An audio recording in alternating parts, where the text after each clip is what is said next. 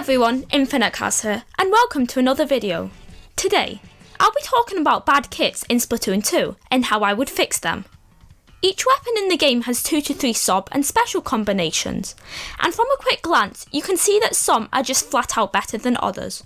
Weapon kits are supposed to either complement the main weapon's playstyle or give an alternate way to get picks and support, and it can either really help a weapon or make it near unusable. While a few weapon kits in Splatoon are awful, you often see one variant of a weapon much more than others, just because that specific combination works best, and that couldn't be any more true for the vast majority of shooters. Today, I wanted to run through all the shooters in the game, identify their weakest kit, and then suggest improvements so it can stand on its own in matches. I don't just want to add the most powerful sub and special in the game and call it a day, but instead look at the weapon as a whole, and see how I could turn an underused kit into something worth picking up. Before we get started, I have a special announcement. I now have a Discord server. If you want a place to meet other players, be sure to check it out. I'll be hosting weekly PBs, and you can also find games and possibly help with upcoming vids of mine. If any of that sounds interesting, be sure to check out my server, which will be linked in the description. And enough with this rambling, onto the video. The Sploosh-o-matic is one of the shortest range main weapons in the game, and while it's a very fast 3 hit, you need to be practically touching people to splat them. It makes sense that a good kit for this weapon comes with a way to deal with people that outrange you, and luckily the Sploosh 7 hits those boxes. Splat Bomb and Ultra Stamp works very well on the Sploosh, as it now has a long ranged option and a very fast stamp for pushing forward and applying lots of direct pressure. The vanilla Sploosh with curling bombs and splashdown isn't great, but the kit makes sense considering the Sploosh's playstyle, and it makes it like a splat roller alternative. However, the Neo Sploosh with squid beacons and tenta missiles is very awkward to play. While squid beacons are a nice sub, the Sploosh does not work well with them at all due to its lack of range and ways to support people, and tenta missiles couple with that. With enough map control, it is possible to run around, spam missiles and disrupt opponents, but if you get locked out, it's near impossible to do anything. To change this kit, I would change the sub weapon to Torpedo, so you can still provide some support, but now you actually have a way of entering the field with less map control. While another special like Inkjet could be really good, I would keep missiles as a special, as after playing with the Neo Sploosh, missiles combined with its paint can actually be really effective for control and game awareness. Talk about a weapon being overshadowed.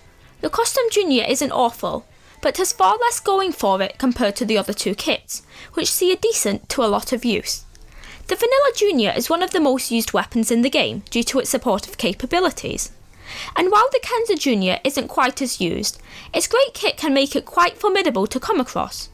The Custom, with auto bombs and rain, while not awful, it just doesn't have the tools to stack up against the other 2 kits. To make this more interesting, I would make the kit very aggressive, and change its sub to burst bombs, as the Junior often just loses in fights, so a bomb that instantly explodes can fix all of that. For the special, I would go with Inkjet, as it pairs well with Slayers in general, as well as giving you a great long-ranged option. However, I would make the Inkjet very affordable to give the Junior a reason to be used, so it doesn't get lost with other Slayers. I really like the Splash-o-matic, but it's held back by its sub, that being Toxic Mist. The Neo variant, with burst bombs and suction bomb launcher, is better, as it has a great supportive option with the ability to be aggressive. But even though the vanilla has Inkjet, it's never used due to it being overshadowed. To fix the kit, I would simply change its sub, that being Toxic Mist to Fizzy Bombs. This will allow it to have an amazing mobility, but not as many weapons have Fizzy Bombs, so it would still be a worthwhile pick over the T-Tech, despite it being a 4-shot. In more competitive circles, the Aerospray has always been considered as one of the worst weapons in the game, as it's got very little range, low accuracy and a 5-hit splat. This means the main weapon can barely kill, so you rely on map control and your kit to be effective.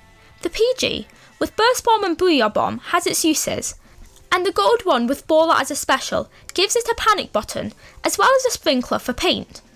The silver has suction bomb as a sub, which is actually pretty good. However, curling bomb launcher is objectively the worst special in the game, and it's only good for paint and little else.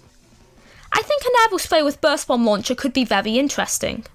It gives you pressure, combined with even more paint, and by making it very affordable, it does a very similar job to the curling bombs, just making it a lot better. One of the most versatile weapons in the game has 3 good kits, but one of them is sadly much worse. The T-Tech and K-Shot are both widely used, with Splat-Bomb-Inkjet a perfect Slayer combination, while Tenta-Missile Suction Bomb on the Kenza are a less aggressive option. The vanilla Splattershot is hugely let down by its special, that being Splashdown. Because it's so easy to take out and is very predictable at high level play, there's little to no reason to use this kit, despite burst bombs being a very nice sub. I would switch Splashdown with Baller, as it now has a very aggressive option that functions in a similar way to the Splashdown, so the spirit of the kit isn't tampered with, just its underwhelming special. The 52 Gal is certainly an underrated Slayer. It has a very fast 2-shot, and the potential to do a lot if you slip past the enemy line. The vanilla has Baller, a great aggressive special, and the Kenza, with Splash Wall and Booyah Bomb, has a great niche that makes it very powerful in the right hand. But the Deco has, well, Stingray? A special for backliners. It really is a shame, as curling bombs work well on Slayers. To increase the Gal's offense, I would change its special for Rain, as it helps with chip damage and pressuring opponents who can easily approach you with your sub. A super aggressive special like Ultra Stamp would make it too similar to the vanilla, and not many aggro weapons have Storm. The orange N-Zap is infamous in the Splatoon community, as next to everyone has tried to main this weapon at some point. People who play this weapon in Rank X have a bad rep, as you'll often find them invading your lobbies and bottom fragging. There is no reason to use this over the grey variant, as the Ink Armor and Suction Bombs are infinitely better than Auto Bombs and Tenta Missiles. The N-Zap 83 with Sprinkler and Rain is much more supportive, so I think the 89 could do with an aggressive kit. I would change the sub from Auto Bombs to Torpedoes, so it has a similar feeling, but is more aggressive compared to Auto Bombs, which don't combine with the main weapon well. As a special, I would choose Bubbles, as Torpedoes combine well with them and they are very versatile, similar to the main weapon as a whole.